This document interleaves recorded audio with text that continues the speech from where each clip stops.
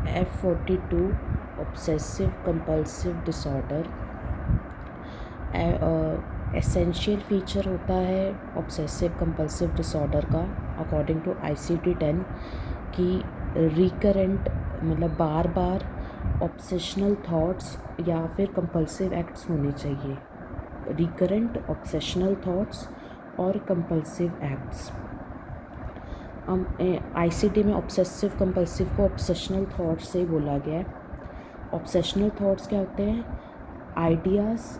आप हमारे माइंड में कोई आइडिया भी हो सकता है, कोई इमेज भी हो सकती है, कोई विजुअल इमेज या कोई इम्पल्स भी हो सकती है जिसको पूरा करना है, जो एक पर्सन के माइंड में एंटर करती है, वो भी बार बार, और वो भी एक स्टीरियोटाइप्ड फॉर्म में। तो आइडियाज़, इमेजेस और impulses that enter the person's mind again and again in a stereotyped form, उसको obsessional thoughts कहते हैं।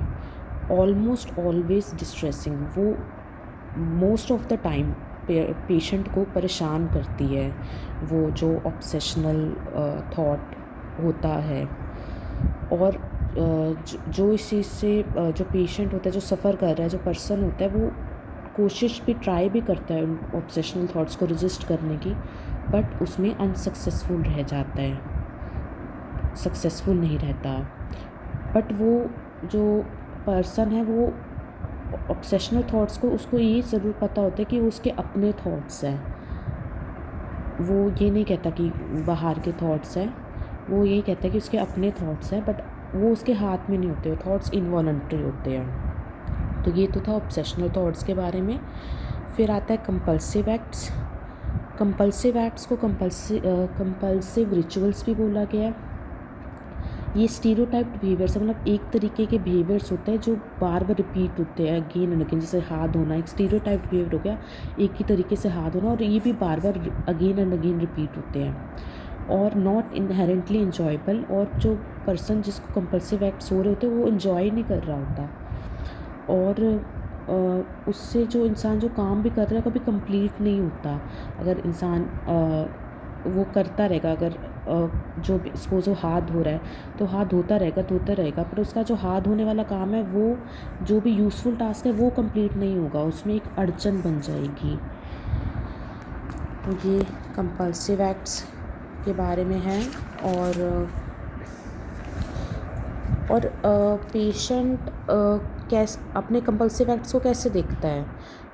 एक क्लिनिशियन तो कंपल्सिव एक्ट्स को अलग तरीके से देखता है, पर जिसको हो रहे हैं कंपल्सिव एक्ट्स वो उसको ऐसे देखता है कि वो कुछ compulsive acts are viewed as preventing some, कि वो कुछ प्रिवेंट कर रहा है इसलिए वो कंपल्सिव एक्ट्स कर रहा है। पेशेंट ऐसे देखता है कि वो कुछ प्रिवेंट कर रहा है, कुछ ऑब्जेक्टिवली अनलाइकली इवेंट, कि कुछ ऐसा इवेंट जो कि अच्छा नहीं होगा उसके लिए, उसको हार्म कर सकता है या उसके वजह से किसी और को हार्म कर सकता है, वो ऐसे अनलाइक ऑब्जेक्टिवली अनलाइकली इवेंट को प्रिवेंट कर रहा है। पर्सन कंपल्सिव एक्ट्स को ऐसे देखता है।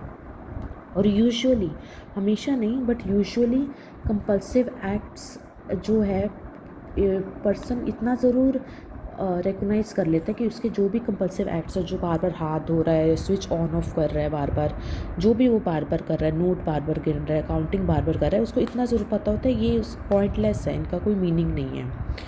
Patient repeatedly attempts to resist compulsive acts. Patient repeatedly try भी करता है कि कंपल्सिव एक्ट्स ना करे, रेजिस्ट करने की कोशिश करता है, पर अगर उसको लंबे टाइम से कंपल्सिव एक्ट्स हो रहे हैं तो फिर मिनिमल रेजिस्टेंस हो जाती है।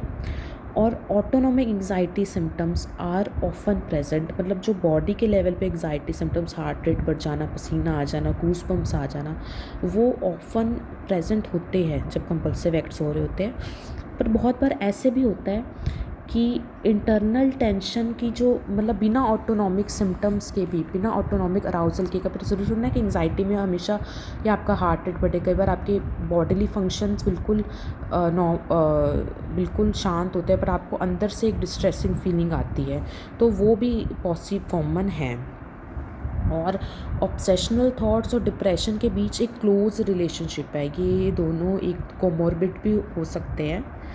और पेशेंट जिसको पर्सन जिसे OCD है, हो सकता है कि उसको डिप्रेसिव सिम्टम्स हो, और पर्सन जिसको रिपीटेड डिप्रेसिव एपिसोड्स आ रहे हैं, ये भी हो सकता है कि वो बाद में जो डिप्रेसिव एपिसोड्स आ रहे हैं उनमें ऑब्सेशनल थॉट्स डेवलप कर ले, और जो ऑब्सेशनल थॉट्स उसको डिप्रेसिव एपिसोड्स के दौरान आए।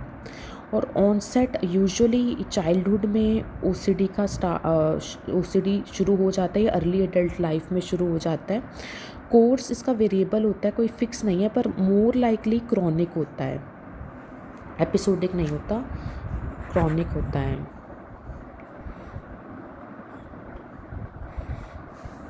और डायग्नोस्टिक गाइडलाइंस क्या है इसकी कि ऑब्सेशनल थॉट्स या कंपल्सिव एक्ट्स या दोनों, ऑब्सेशनल सिम्टम्स या कंपल्सिव एक्ट्स या दोनों प्रेजेंट होने चाहिए most days for at least 2 successive weeks. 2 successive weeks मतलब लगातार वीक, ऐसा नहीं 1 वीक आया फिर 1 वीक नहीं आया, 1 वीक नहीं आया, नहीं, 2 एटलीस्ट, वो भी एटलीस्ट 2 सक्सेसिव लगातार वीक्स, और उसमें भी मोस्ट डेज़ के लिए। और वो पर्सन को डिस्ट्रेस होना चाहिए पर्सन को उससे, और वो उस पर्सन की जो रोज़मर्रा की एक्टिविटीज़ है और एक्टिविटीज़ है उसमें इंटरफेरेंस भी क्रिएट करनी चाहिए, तभी आप डायग्नोज करोगे ओसीडी अकॉर्डिंग टू ICD-10। और सिम्टम्स जो है उसके नॉर्मली ये फॉलोइंग करेक्टरिस्टिक्स होते हैं, 4 करेक्टरिस्टिक्स माने गए, ये 4 सिम्टम्स है पर्सन को एटलीस्ट 2 सक्सेसिव वीक्स के लिए तो ओसीडी डायग्नोसिस होता है। एक तो दे मस्ट बी मतलब थॉट्स या acts must be regarded as the person's own thoughts और इम्पल्सिस, मतलब पर्सन या पेशेंट को जो भी उसके ऑब्सेसिव थॉट्स है या इम्पल्सिस है, पर्सन को ये एहसास हो कि वो उसके अपने हैं। और एटलीस्ट एक ऐसा थॉट या एक्ट ज़रूर होना चाहिए जो पर्सन अभी भी रेजिस्ट कर रहा हो और उसमें वो अनसक्सेसफुल रह रहा हो। और सफ़र अब है कि जो एक कंपल्शन करता है, कंपल्शन करने से पहले उसको करने का एक थॉट आता है, तो वो जो थॉट आता है कैरी आउट करने का एक्ट, वो अपने आप में प्लेजरेबल नहीं होना चाहिए। और अगर सिंपल रिलीफ मिल रही है एंग्जाइटी से तो उसको वो वाला उसको प्लेजर नहीं करे, वो तो मिलेगा ही, पर अदरवाइज़ प्लेजरेबल नहीं होना चाहिए कंपल्शन कैरी आउट करने का थॉट।